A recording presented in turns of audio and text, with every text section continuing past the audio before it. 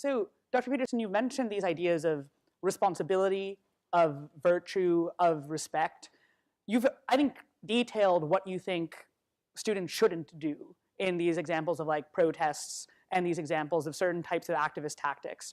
What advice would you have for students? How can students make the changes that they want to make? Particularly, do you have any advice for students here? Yeah, read great books. Really, man. You've got this 4-year period that has been carved out of your lives by society. It's given you an identity, like a high-quality identity, and freedom at the same time. Man, you're not going to get that again in your life. You've got a respectable identity, university student, and complete freedom associated with that, or as near as you're ever going to get. And you've got these unbelievable libraries that are full of the writings of people who are intelligent and articulate beyond comprehension. And you know, and you can go there and you can learn all this. And you might think, well, why should you learn it? Well, you learn it to get a job, or you learn it to get good grades, or you learn it to get a degree, and that's all nonsense. It's nonsense. The reason that you come to university to be educated is because there is nothing more powerful than someone who is articulate and who can think and speak. It's power, and I mean power of the best sort. It's authority and influence and respectability and competence. And so you come to university to craft your highest skill, and your highest skill is to be found in articulated speech. And if you're a master at formulating your arguments, you win everything. And better than that, when you win everything, everyone around you wins too. Because to transform yourself into, let's consider your transformation into something approximating the logos. It means you shine a light on the whole world. Well, there's nothing more exciting to do than that. There's nothing better you can possibly do.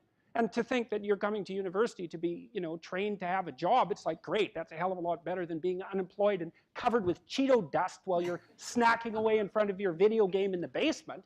But it's not a, and I don't have anything against video games, by the way, but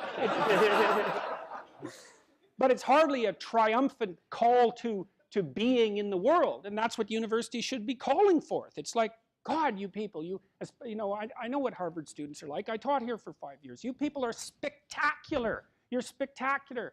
You're all capable of being world beaters. You transform yourself into something that's articulated and sensible and grounded in history and knowledgeable and wise, man. You can do anything you want, and hopefully anything you want for good. Because if you have any sense, everything you want to do would be for the good, because there's nothing more compelling or meaningful or useful in combating the tragedy of life than to struggle with all your soul on behalf of the good.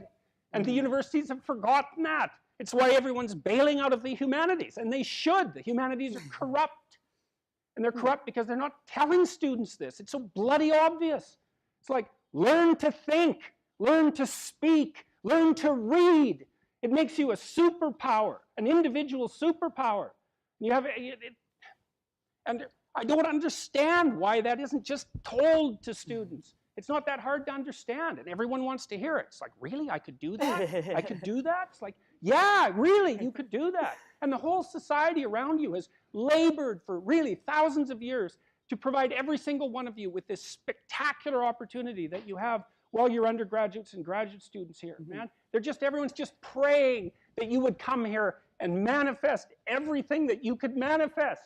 And that's what you should be doing, instead of waving placards and complaining about how you're oppressed, for God's sake. You see these Yale students complaining about their oppression. It just leaves me aghast. It's like, well, we're against the ruling class. It's like, no, no, no, you're baby ruling class members. You're young.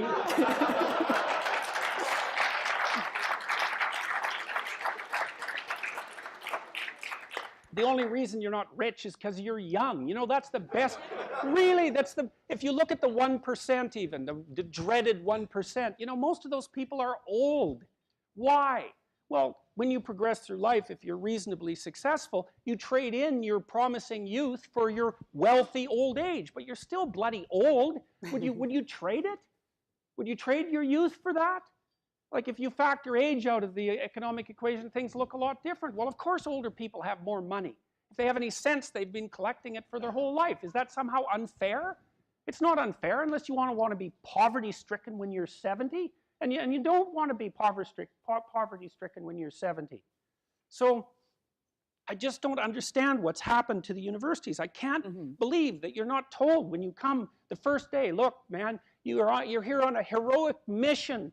You're going to take your capacity to articulate yourself to levels that are undreamed of. You're going to come out of here unstoppable. You're going to be able to do anything you want. It's like, that's what you're here for. Instead, you're taught that, well, you know, the world's a pretty oppressive place, and you're probably the bottom of the victim pile, and there's virtually nothing you can do about it except, you know, deconstruct the patriarchy. And it's so weak-kneed and so pathetic that universities should be embarrassed that that's what they're peddling to students. I'm embarrassed by it. You know, I've gone on public record telling parents, bloody well send your boys to trade school, because at least they'll learn something useful. And that's a terrible thing for someone like me to say, because I do believe that that being articulated and educated in the highest possible manner there's nothing that's better for you and for society. And why have the universities forgotten this? Well, that's postmodern neo-Marxism for you, you know. Then the philosophy of intense resentment and oppression and group identity, and God, it's just pathetic.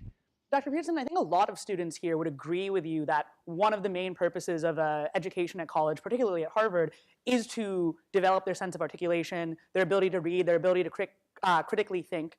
But then what comes after? Particularly at Harvard, there's a big discussion on what is a good life? What does it mean to use those skills that we get here, and then we graduate? What do we do from there? Stop unnecessary suffering. That's what you do. You know, that's your calling. It's like you say, well, what do you do after you graduate? Well, if you graduate articulated and powerful, there will be people giving you so many opportunities you won't even be able to keep up with them.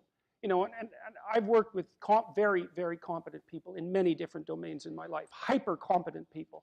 And I can tell you some very interesting things about hyper-competent people. The first thing is they are not selfish, and they're not greedy. And one of the great pleasures in their lives is to find people who have the capacity to also be hyper-competent and to open doors for them as rapidly as they can possibly be opened. They delight in that, because there's very few things that are more intrinsically meaningful if you're an accomplished person than to find young people who have the possibility of being accomplished and say, hey, look, here's an opportunity for you. It's like, go out there, man, kill it.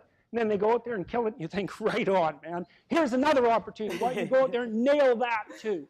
And you think, no, they're all hoarding their wealth, and they're not going to share it with anyone. It's like, that's absolute, complete rubbish. And so you don't even have to worry about what you're going to do after you graduate from here if you turn yourself into half of what you could be, because people will be dying to offer you every opportunity that you can possibly make use of. So it's a moot point. The world is always desperately short of people who can think and speak. And you think, well, I won't be made use of. Well, first of all, you can't say that if you're at Harvard, for God's sake. I mean, people already figured out who you are.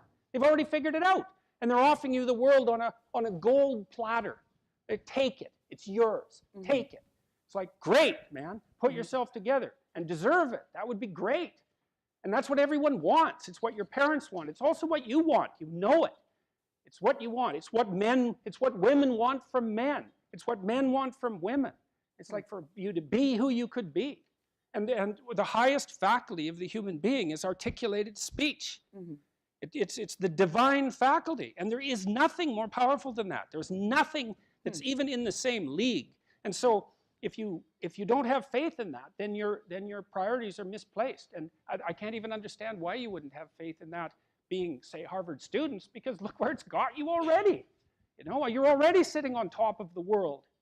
So deserve it, make use of it, right? Go out there and fix things up. That's what you need to do. There's lots of things that need to be fixed up. And what you want to do is burden yourself with so much responsibility that you can barely stand. And then you'll get stronger trying to lift it up. And you won't be asking, what should I be doing with my life, or what's the meaning of life, or any of that. It'll be self-evident. It's self-evident. At minimum, you can say, there's more suffering in the world than there should be, and I could probably do something about that. And you can do something about that. So go do something about it. And then there'll be less suffering in the world. And then when you're 80, you can look back on your life and say, well, you know, there's less suffering in the world than there would have been had I known it existed. And you don't have to even have a sense of ultimate destiny, or even any sort of theistic belief to regard that as a positive good. Like, I think it goes beyond the mere pragmatic utility of addressing the world's ills, because I think we do live in a world that has a transcendent reality as well as the reality that we can detect. But even independently of that, it doesn't matter. It's like, I mean, this is part of the reason I like people like Bill Gates is a great example, man. That guy he's after 5 major diseases at the same time, right? He's trying to wipe out polio. He's trying to wipe out malaria. Yeah, exactly. He's trying to wipe out malaria. It's like, well, what should you do with your life? Well, you know, take a look at Bill Gates and see if you could do something like that. That would be good. So Dr. Peterson, you talk about this idea of ending unnecessary suffering and this idea of committing one's life to that. At a minimum. I mean, that's just an obvious thing that you could do.